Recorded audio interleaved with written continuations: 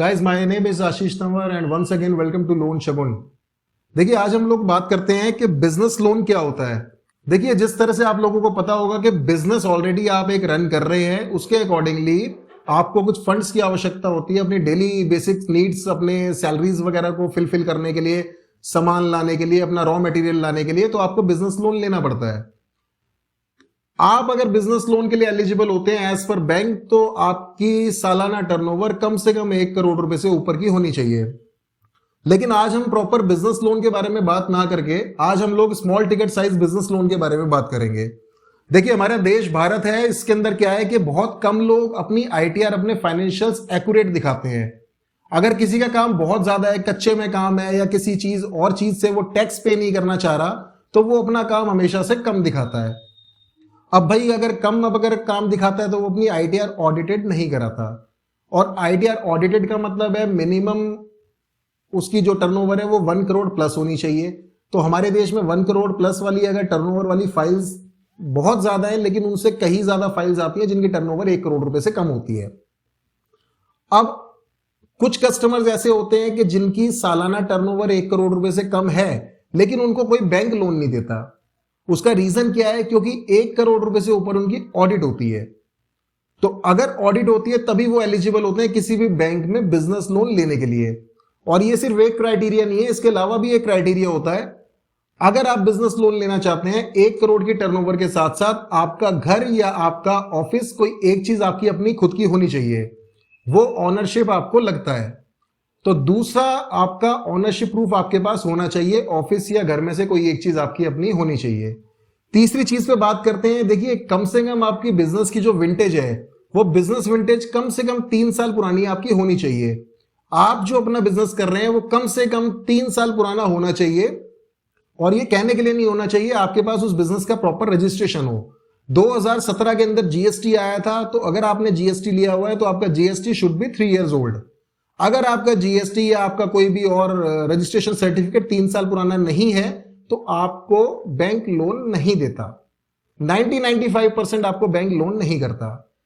इसके अलावा एक और महत्वपूर्ण चीज है, जो डॉक्यूमेंट आपका मैंडेटरी होता है। देखिए, अभी हम लोगों ने बात करी कि ऑनरशिप प्रूफ मैंडेटरी है, तो आप अगर बोथ रेंटेड हैं, आपका ऑफिस भी रेंट पर है, आपका घर भी रेंट पर है, तो आपको बैंक लोन नहीं करता। ठीक है जी। अब हम बात करते हैं कि भाई, अगर बैंक लोन नहीं करता तो लोन तो चाहिए। तो अगर लोन चाहिए तो कौन सी वो बैंक है या कौन सी वो एनबीएफसीज हैं जो आप लोगों को लोन कर सकती हैं? सबसे पहले हम लोग बात करते हैं। देखिए, भारत देश में क्या है कि जीएसटी आने के बाद लोगों ने जीएसटी लिया है। उससे पहले लोगों का बिजनेस, बहुत सारे लोगों का बिजनेस सिर्फ कागजों पे ना होके सिर्फ वो अपना दुकान चलाते थे। दुकान चलाने में वो अपनी डेली का जो कैश फ्लो है, बस वही था उनके पास बिजनेस, और उसके अलावा उनका कोई भी ऑनलाइन बिजनेस नहीं हुआ करता था। उनका कोई भी ऐसा रजिस्ट्रेशन नहीं हुआ करता था। रजिस्ट्रेशन अगर होता था तो ST2 तो हुआ करता था, sale tax number, service tax numbers हुआ करते थे, वो ज्यादातर लोगों के पास नहीं हुआ करते थे। जीएसटी आने के बाद लगभग 20 लाख रुपए से सालाना टर्नओवर जिसका ज्यादा है, उस लोगों ने जीएसटी अप्लाई किया। बहुत सारे लोगों ने जीएसटी बंद भी कर दिया। जैसे जीएसटी अप्लाई किया, जीएसटी अप्लाई करने के बाद हर महीना उनको जीएसटी फिल करना होता है, तो इस रीजन से कई लोगों ने अपना जीएसटी बंद भी कर दिया। तो अब उनको लोन अगर चाहिए तो वो लोन लेने के लिए रजिस्ट्रेशन में क्या दे सकते हैं? तो हम छोटे बिजनेस लोन के लिए आज बात करते हैं। देखिए, आपकी अगर सालाना टर्नओवर 20 लाख, 22 लाख, 25 लाख रुपए है, तो सबसे पहले तो आप बैंक को भूल जाइए कि कोई बैंक आपको लोन देने वाला है। आपको सिर्फ एनबीएफसीज लोन देंगी। और वो एनबीएफसीज कौन सी हैं और किस एनबीएफसी में आपको अप्लाई करना है, ये आपको हमारे चैनल पे आपको बताया जाएगा। चैनल पे बताया जाएगा, इंस्टाग्राम पे बताया जाएगा, आपको यूट्यूब पे सारी इंफॉर्मेशन उसकी मिलेगी। सबसे पहली चीज आपको करनी क्या है? सबसे पहले आपको लोन शगुन को सब्सक्राइब कर देना है, ताकि जितनी भी अपडेशन होती है, जितने बैंकों की नॉलेज आपको, जितने बैंकों की पॉलिसीज है, आपको वहां पर अपडेट आपको मिलती रहे। आप एज अ सेल्फ एम्प्लॉयड आदमी है, आपके अंदर बहुत सारे डॉक्यूमेंटेशन की आपको रिक्वायरमेंट होती है। बैंक के अंदर आपको अपने कम से कम 2 साल की आईटीआर विद फाइनेंशियल बैंक को देना होता है। ITR should be audited, 1 crore plus आपकी आईटीआर होनी चाहिए। सेकंड, आपको करंट अकाउंट मैंडेटरी होता है। आपके पास एक चालू खाता होना बहुत जरूरी है, और वो चालू खाता कम से कम 6 महीने की बैंक स्टेटमेंट आपके पास होनी चाहिए। आपके पास एक बहुत अच्छा सिविल स्कोर होना चाहिए, 750 प्लस आपका होना ही होना चाहिए, तब जाके आप बिजनेस लोन के लिए आवेदन कर सकते हैं। आवेदन आपका रद्द भी हो जाता है उस केस में भी, तो उसके डिफरेंट पहलू होते हैं। उन पहलुओं पे ना बात करके आज हम स्मॉल टिकट साइजेस लोन के लिए बात करेंगे। दोस्तों, अगर आप लोगों के पास किसी के पास 3 साल पुराना रजिस्ट्रेशन नहीं है, आप loanshagun.com पे आइए। हमारे पास बहुत सारे प्रोडक्ट ऐसे हैं जिसमें 3 साल पुराना रजिस्ट्रेशन मैंडेटरी नहीं है। हमारे यहां पर बहुत सारा बिजनेस लोन, बहुत सारी कंपनीज बिजनेस लोन करती हैं, बहुत सारी एनबीएफसीज हैं जिनके अंदर सिर्फ 1 साल पुराना बिजनेस विंटेज हम लोग कंसिडर कर सकते हैं। कुछ एक बैंकों में हमें सिर्फ 6 महीने पुराना विंटेज भी चल जाता है। यानी कि अगर आपका जीएसटी, एफएसएआई का सर्टिफिकेट या कोई अन्य सर्टिफिकेट आपके पास है बिजनेस रजिस्ट्रेशन, और वो 6 महीना पुराना है, 1 साल पुराना है, 2 साल पुराना, हम लोग आपको फंड कर सकते हैं। अगर आप बोथ रेंटेड है, बोथ रेंटेड मतलब समझिए आपका कारोबार जहां पर है, आपकी दुकान जहां पर है वो आपका रेंटेड अकोमोडेशन है, आपका घर जो है वो भी आपका रेंटेड अकोमोडेशन है, तो बैंक आपको लोन नहीं करता, आपको एक पर्टिकुलर एनबीएफसीज लोन करेंगे। एंड अगर मैं भारत की बात करूं तो 4 से 5 एनबीएफसीज हैं जो कस्टमर को पता ही नहीं होगी कि भाई ये एनबीएफसीज बोथ रेंटेड को भी लोन करती है। तो वो भी हम आपको बताएंगे कि कौन सी एनबीएफसीज हैं जो आपको बोथ रेंटेड में लोन करती हैं। तीसरा सबसे इंपॉर्टेंट पार्ट है, देखिए कुछ एक कम्युनिटी एरियाज होते हैं, कोई एक टायर 4 एरियाज होते हैं जिनमें कोई भी बैंक फंडिंग नहीं करता, तो कुछ एक एनबीएफसीज प्रॉपर हैं जो उन टायर 3, टायर 4 एरियाज में भी फंड कर देती हैं। अब सबसे इंपॉर्टेंट बात ये आती है कि रेट ऑफ इंटरेस्ट क्या होता है। सो गाइज मैं आपको बताना चाहता हूं, क्योंकि एनबीएफसीज आपको लोन करती हैं तो रेट ऑफ इंटरेस्ट थोड़ा हायर साइड पे जरूर होता है, लेकिन जब आप एज अ बिजनेसमैन आप लोन लेते हैं तो सबसे पहली प्राथमिकता आपकी होती है कि आपको सुविधा अनुसार, आपके टेन्योर के अनुसार आपको एक अच्छा लोन अमाउंट मिल जाए। तो अगर आप उसमें सुटेबल होते हैं तो आपको रेट ऑफ इंटरेस्ट थोड़ा हायर साइड पे लगता ही लगता है एज कंपेयर विद बैंक्स। तो आपको एनबीएफसी से लोन हो जाएगा, either you are both rented, we do funding, आपके पास आईटीआर आपकी 1 करोड़ रुपए से कम है, हम लोग आपको फंड करेंगे। आपका बिजनेस विंटेज अगर 3 साल से कम है, 2 साल से कम है, 1 साल से कम है और 6 महीना भी है, हम लोग आपको फंड करेंगे। तो आपकी रिक्वायरमेंट सिर्फ हमें क्या है, देखिए मिनिमम आपकी 6 महीने की बैंक स्टेटमेंट आपकी लगती है। लास्ट 6 मंथ की जो बैंक स्टेटमेंट है वो थोड़ी सी अच्छी होनी चाहिए आप लोगों की, क्योंकि अगर आपको कोई एनबीएफसी मान लीजिए 10 लाख रुपए दे रही है, तो कम से कम 10 लाख रुपए की जो आपकी किस्त बनेगी वो आपकी जस्टिफिकेशन हो, यानी कि आपकी बैंक स्टेटमेंट में कम से कम 30,000, 40,000, 50,000, 1 लाख रुपए, 30,000, 19,000, 18,000 ऐसा आपका बैलेंस होना चाहिए। अगर आपका बैलेंस इस तरह से आता है कि 300 रुपए क्लोजिंग बैलेंस है, 400 रुपए, फिर 1,000 रुपए, फिर 2,000 रुपए, तो गाइज मैं आपको बता सकता हूं आपको फंड नहीं मिल सकता, क्योंकि आपकी बैंकिंग बहुत कमजोर है। एक न्यूनतम एक सेविंग अकाउंट के अंदर भी एक बैंक कहता है कि कम से कम आप 5,000 रुपए एवरेज बैंक बैलेंस मेंटेन करें। अगर आपका बैंक बैलेंस 5,000 से भी कम मेंटेन होता है तो आप फाइल लगाने का आपका कोई फायदा नहीं है, क्योंकि आपका एवरेज बैंक बैलेंस के अकॉर्डिंगली आपकी फाइल रिजेक्ट हो सकती है, आपका आवेदन रद्द हो सकता है। एक अच्छी बैंकिंग हम लोगों को चाहिए, 6 मंथ का आप बैंकिंग अपना तैयार करो। एक अपना बिजनेस रजिस्ट्रेशन हमें आपका चाहिए, कम से कम मिनिमम 6 महीने पुराना हो। आपके केवाईसी चाहिए, KYC stand for know your customer. हम अपनी हर वीडियो के अंदर केवाईसी का शब्द का प्रयोग करेंगे। केवाईसी के अंदर आपका आता है पैन कार्ड, आधार कार्ड, फोटो। आधार कार्ड एड्रेस प्रूफ में भी कंसिडर हो जाता है, तो हम लोग पैन कार्ड, आधार कार्ड, फोटो, ये 3 डॉक्यूमेंट ना बताकर इसको केवाईसी बोला करेंगे। तो मुझे सिर्फ बिजनेस लोन के लिए आपके डॉक्यूमेंटेशन जो रिक्वायर्ड है, सबसे पहले आपका सिविल स्कोर अच्छा हो, आपकी 6 महीने की बैंक स्टेटमेंट अच्छी हो, आपके केवाईसी हो और आपका एक रजिस्ट्रेशन। अगर ये 3 डॉक्यूमेंट भी आपके पास हैं, आप हमारे बहुत सारे प्रोडक्ट्स के लिए एलिजिबल हैं। ये प्रोडक्ट 1 लाख रुपए से लेकर कम से कम 50 लाख रुपए तक के प्रोडक्ट्स हैं जिसके अंदर आप एलिजिबल होते हैं। दोबारा रिपीट कर देता हूं गाइस, 6 मंथ का बैंक स्टेटमेंट, एक आपका रजिस्ट्रेशन प्रूफ और आपके केवाईसी। सेकंड स्टेप में हम आते हैं, अगर आपका इस एनबीएफसी से फंड नहीं होता तो कम से कम हमें आपकी प्रॉब्लम पता लग जाती है कि आपकी किस चीज में दिक्कत है।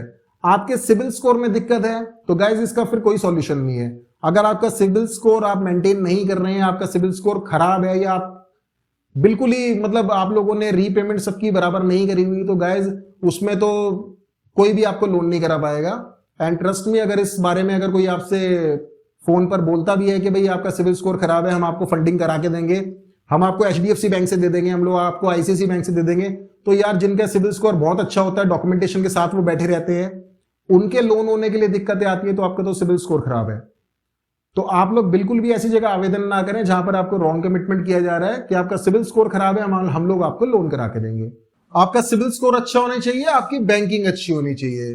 तो गाइज इसमें एक आपके पास एक एग्जांपल भी आ रहा है।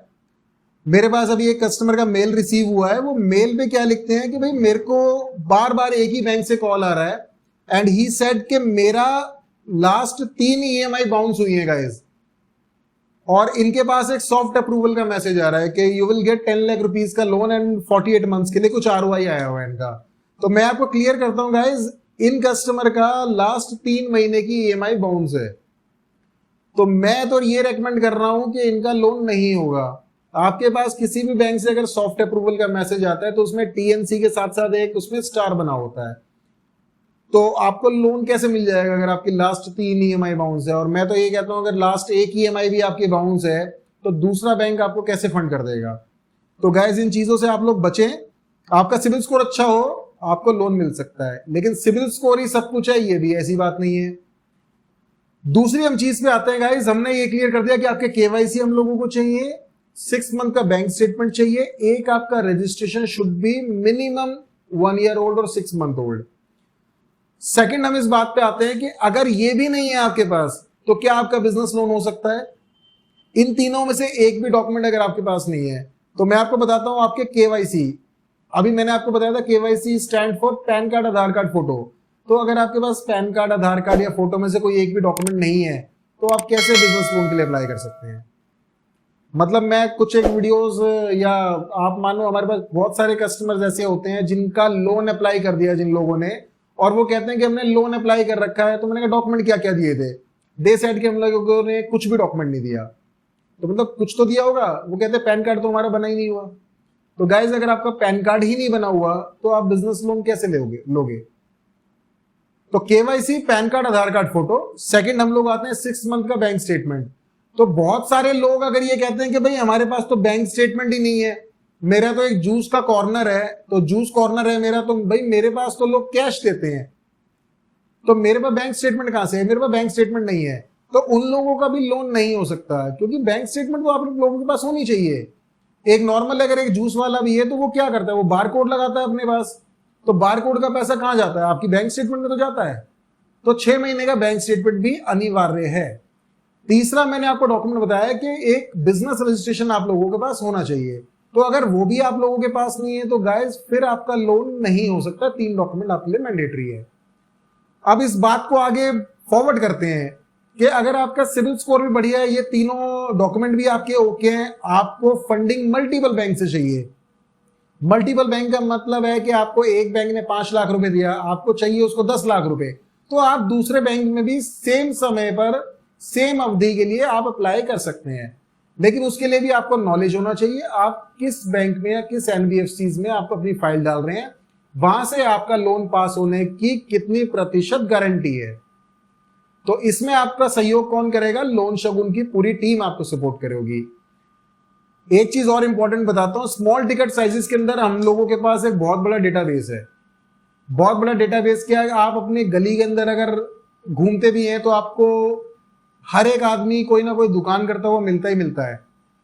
नॉर्मल कोई एक आदमी अपना फूड का बिजनेस चला रहा है छोटे स्केल पर, कोई केमिस्ट शॉप चला रहा है, कोई आपका गारमेंट्स का टेलर शॉप चला रहा है, तो उनको लोन बैंक नहीं देगा, क्योंकि ऑब्वियसली उनकी 1 करोड़ प्लस टर्नओवर नहीं है।